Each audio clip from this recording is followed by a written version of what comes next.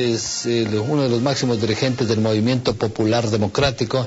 Hablamos del licenciado Ciro Guzmán. Con él queremos dialogar justamente lo que fue el tema de la detención al término de este mes, en los primeros días de este mes, por entre el 3 y el 4 de marzo, la detención de 10 personas que se reunieron para los del Movimiento Popular Democrático. Venían haciendo reuniones constantes con el objetivo de analizar el tema de la actual de las marchas o analizar justamente la política del gobierno. Pero para muchos desde el otro lado los acusaron perteneciendo a otro grupo como el GCP, y también de esa misma forma quienes ponían las bombas panfletarias. Han pasado ya a un mes de este proceso y queremos conocer con nuestro invitado. Muy buenos días, gracias por acompañarnos. ¿Qué pasa con esos 10 jóvenes detenidos que fueron, de las 10 personas que fueron detenidas entre el 3 y el 4 de marzo, involucrados directamente con el MPD, pero involucrados para, desde el otro lado, a algún grupo subversivo, extra, quienes ponían las bombas panfletarias, en fin? Bienvenido. Buenos días, licenciado Valareso, gracias por la invitación. En primer lugar, quiero precisar 2 elementos. Estoy aquí como abogado. Abogado está. De algunos de los jóvenes que efectivamente fueron detenidos el 3 de marzo. En segundo lugar, no son ellos militantes del MPD. A excepción, ¿no son? No, a excepción de 1 o 2, conforme lo ha certificado. Sí, porque la mayoría decían que conforme lo ha certificado el Consejo Nacional Electoral ante un pedido de la propia fiscal. Entonces, vale la pena establecer esto. ¿Sí? ¿Para qué? En realidad, el día 3 de marzo, aproximadamente a las 3:40 de la tarde, 4 de la tarde, son detenidos, ya aquí en el sur de Quito, en Luluncoto, en el conjunto Casales, 10 jóvenes, entre ellas 3 mujeres, una embarazada, ya, de manera violenta, brutal. Irrumpe la policía con la fiscal en el departamento. Los jóvenes son lanzados contra el piso, los tienen 2 horas en esas condiciones, no les permiten absolutamente nada, luego los amarran, los esposan a otros y a los hombres les sacan a los corredores, los tienen arrodillados durante 7 horas. El allanamiento se produce a las 4 de la tarde y la legalización de la detención, la llamada telefónica a los familiares se produce aproximadamente a las 11 de la noche. 7 horas en los que fueron sometidos a tratos inhumanos, degradantes, por parte de la policía, con la asistencia de la fiscalía. ¿Qué hacen en esa reunión? ¿Para qué se reunieron? Bueno, estos jóvenes se reunieron para analizar, por un lado, la Constitución de la República, en el capítulo referente a los derechos del buen vivir, que está desde el artículo 12 en adelante, y un documento que el gobierno lo hizo circular en todos los medios, que se llama Defiende la Democracia. Con esa cámara, por eso. Con esta cámara. Okay. Que, como usted puede ver, tiene objetivos: derrotar políticamente a la oposición en sus afanes desestabilizadores, avanzar en el proceso de la revolución ciudadana y generar condiciones favorables para el proceso electoral del 2013. El gobierno acusaba a la oposición, a quienes hacían las marchas, de que era gente que estaba buscando fines electorales y a hacer desestabilizar al gobierno. ¿Era la primera reunión que mantenían o eran varias que mantenían? No, esta era la primera reunión de estos jóvenes. Algunos de ellos ni siquiera se conocían entre sí, puesto que quien toma la iniciativa de la reunión es Pablo Castro, expresidente de la FESE Nacional, un joven que conocía todo el país, que había visitado el país, que por ende tenía relación con alguna gente. Se reúnen para discutir, como usted ve, estos temas. Ya, un documento del gobierno en donde se plantea como estrategia de comunicación deslegitimar a la oposición. ¿Y a dónde iban a presentar esta propuesta a las personas que se reunieron ese día? Ellos iban a discutir estos elementos, porque eran jóvenes con inquietudes, porque iban a presentar en algún foro, iban a participar, algunos de ellos participan en sus ambientes, como dirigentes estudiantiles, como líderes sociales. Esa era la naturaleza de la reunión. Pero bien, esta reunión, en los términos en que usted dice que fue allanada, cuando no empezaba todavía, porque la reunión recién empezaba a esa hora, conforme lo han declarado los muchachos, porque en la mañana, algunos de ellos llegaron en la mañana, porque eran de provincias, miraron la cadena del presidente, porque era el día sábado, y a la tarde que se iban a reunir es cuando ya la policía irrumpe.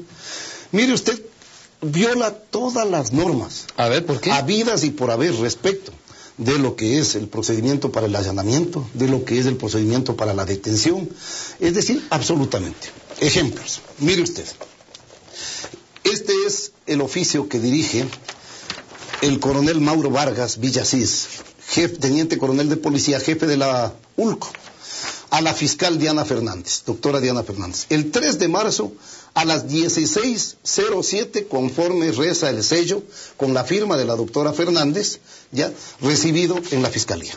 4 de la tarde y 7 minutos, recién el jefe de la ULCO, que estaba investigando el caso, supuestamente, pide a la doctora Diana Fernández para que, dice, por su intermedio se solicite los canales la orden de detención para los ciudadanos. A las 4. 4 y 7 minutos de la tarde. Luego, la doctora Diana Fernández se dirige al juez de garantías penales para que proceda a darle la orden de detención. Así esto.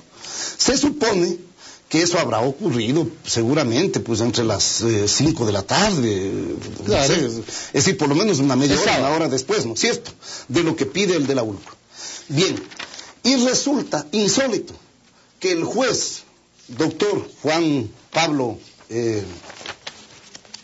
Hernández Cárdenas, que es el mismo juez que estuvo en la destrucción de la maquinaria en San Lorenzo, en Esmeraldas, que es el mismo juez por el cual le destituyeron al presidente del Consejo anterior de la Judicatura Transitorio, etcétera, que ha sido bastante diligente en las causas del gobierno, resulta que él emite la orden de detención y de allanamiento a las 14:05 del 3 de marzo. A ver, vamos a poner en orden. Pongamos en orden las ideas, ¿no es cierto? Las horas. Las ideas. El jefe de la policía pide, de la ULCO, a las 4:07 minutos de la tarde. La doctora Diana Fernández, sin hora, pide, luego de eso, al juez la orden de allanamiento y detención. Y el juez, oh sorpresa, concede la orden a las 2 de la tarde. ¿Cómo explicar esto? Si a las 4 recién pidió el policía, se supone que a las 5 la doctora Fernández, a las 6 a lo mejor les llegó al juez, y a esa hora recién debería haber emitido la orden. Resulta que la emite a las 2 de la tarde. Es obvio que estamos ante un proceso en donde hay elementos que aparecen... ¿Ilegal? ¿Ilegítimo? Ilegítimo, pero evidente, porque a las 4 ya los jóvenes estaban, ya se había allanado el departamento, ya estaban detenidos. Ya. Es decir, esto muestra que estamos ante un procedimiento seguramente con elementos presumiblemente forjados. ¿Ya? ¿Para qué? Para dar paso a una detención ilegal, arbitraria, como usted ve, sin cumplir con ninguna de las normas. Ya. 2 puntos. ¿Qué tiene que ver con el GCP? Mire, ellos, ¿qué encuentran en el allanamiento? En el allanamiento no encuentran un solo... Ellos, supuestamente la investigación que se venía haciendo era por la colocación de las bombas en Quito, Cuenca y Guayaquil, que había ocurrido el 17 de noviembre en un caso y el 19 de diciembre en otro caso. Ya. Son 2 cosas además distintas. En este expediente usted va a encontrar que quien firma, o el panfleto que encuentran en la bomba del 17 de noviembre, es un panfleto firmado por un ejército guerrillero del pueblo. Ya, y en las del 19 de diciembre, simplemente el panfleto no tiene firmes a propósito de la visita del presidente de Colombia al Ecuador. Entonces, ¿qué tiene que ver esto con esto? Absolutamente nada. ¿Qué encuentran en la reunión? No encuentran armas, no encuentran bombas, no encuentran nada. Encuentran a unos jóvenes ese rato haciendo una dinámica, porque estaban recién conociéndose entre ellos, para discutir los documentos que yo he señalado. ¿Qué tiene que ver eso con el terrorismo, con la colocación de bombas? Pero es claro que se trata de una consigna. ¿Por qué? Mire usted, artículo 58 del Código Penal. Ninguna mujer embarazada podrá ser privada de la libertad ni será notificada con sentencia que le imponga penas de prisión o reclusión, sino 90 días después del parto. La señorita Fadua Tapia está en estado de embarazo y sin embargo está privada de su libertad. Fue agredida esa noche, estuvo contra el piso. Ella varias veces protestó, reclamó. Ya recién a las 3 de la mañana tuvo atención médica, resultado de la situación en que quedó. Ya. Entonces, ¿qué es lo que usted encuentra aquí? Evidentemente que lo que hay es un afán persecutorio. ¿Contra quién? Contra todo aquel que se atreva a discrepar, a disentir, a cuestionar. ¿O su línea política? La línea política del gobierno. De hecho, o la de ustedes. Mire, en este caso la del gobierno, bueno, a nosotros nos están persiguiendo. Es evidente que el Movimiento Popular Democrático, las organizaciones sociales, están perseguidas. Eso es evidente, no solo el MPD, mire usted, hay más de 200 dirigentes sociales perseguidos, encarcelados, enjuiciados. ¿Qué dice el presidente Correa respecto de las protestas generales? Dicen que no son protestas, que es protesta social criminal.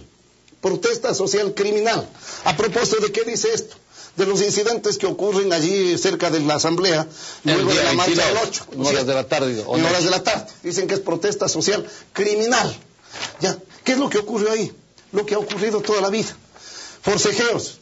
La policía no les deja entrar a los manifestantes quieren entrar, la policía lanza un gas, los manifestantes lanzan una bandera. Esa es la protesta social criminal. ¿Y quiénes eran esos? ¿Tal vez del MPD? No creo, yo no he visto los videos, habría que ver, sé que el presidente presentó incluso un video en su cadena sabatina, habría que ver, seguramente son dirigentes indígenas, seguramente son jóvenes, son gente del pueblo que estuvo en la movilización.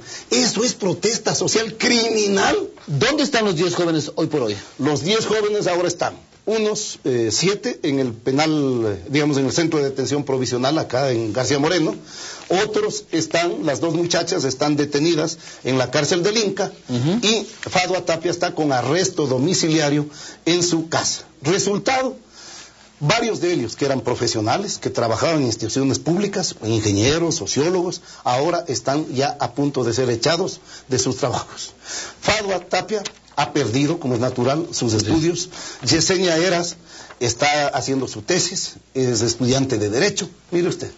Es decir, se criminaliza, se persigue, se atenta contra derechos de ciudadanos que efectivamente... ¿Cómo dar solución al problema? Bueno, ¿Qué están presentando ustedes? Nosotros inmediatamente presentamos la apelación, por ejemplo, del auto de prisión preventiva, pero obviamente no nos concedieron.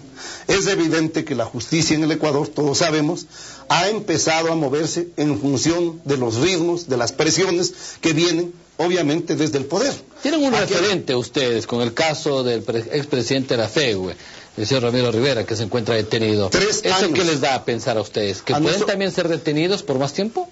Bueno, nosotros no encontramos un solo elemento, como usted ve, no hay un solo elemento de convicción, no hay un solo indicio que lleve a pensar que estos jóvenes son los responsables de haber colocado las bombas. La señora fiscal, o la señorita fiscal... Justamente, ¿qué dicen los fiscales? Mire usted, insólito, acusa en el acta de formulación de cargos, acusa a los jóvenes, y el juez se hace cargo de esa acusación, de que ellos están inmersos en el cometimiento de los delitos contemplados en el libro segundo, en el libro primero, título segundo del Código Penal. ¿Qué esperan de la justicia? ¿Cuántos artículos tiene el libro segundo?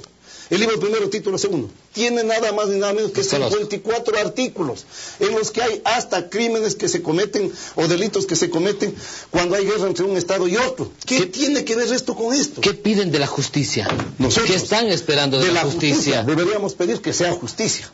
¿Ya? Si es justicia, deberían poner en libertad a estos jóvenes. Nosotros apelamos de la auto de prisión preventiva, vamos a presentar más adelante otros recursos. Mencionado? Tenemos el amparo de libertad, tendremos las medidas sustitutivas y evidentemente en ese momento esperamos que los jueces se pronuncien conforme a derecho, se pronuncien conforme a la garantía que está establecida a los derechos de libertad en la Constitución de la República. Tenemos una Constitución garantista de derechos. Sin embargo, eso no ocurrió ya, por lo menos, en la apelación. En el auto de apelación de la prisión preventiva no ocurrió eso. ¿Qué otras medidas van a tomar ustedes? Vamos nosotros, como le dije, a analizar. Estamos en este momento ya trabajando frente a otros recursos que tenemos. Está en ¿marcos internacionales? Bueno, eso es más adelante. Eso es más adelante. Ahorita tenemos que evacuar este proceso, evidentemente aquí en la justicia ordinaria, pero lo que sí queremos pedir es que la justicia no sea un instrumento del presidente de la República. No puede ser un instrumento para criminalizar lo que el presidente llama protesta social criminal. No puede servir para eso, para perseguir a jóvenes, a mujeres, a profesionales que como único delito tienen el tener inquietudes y el trabajar y actuar en función de esas inquietudes sociales y políticas. ¿Va a cumplirse un mes de la detención? No coincidir con la del presidente de la República, pero que no son razón ni para que los criminalicen, ni para que los encarcelen, y menos para lo que los sentencien con ¿Va a cumplirse un mes entonces esta detención? Así es, mire usted, ya casi un mes de una privación de libertad absolutamente ilegal, inconstitucional, absurda, que solo satisface venganza y odio político del presidente de la República. Muy bien, quiero agradecer en esta mañana la presencia de Ciro Guzmán. Él es abogado de algunos de los detenidos el 13 de marzo, que se encontraba en una reunión en uno de los barrios del sur de la capital analizando las políticas del gobierno nacional.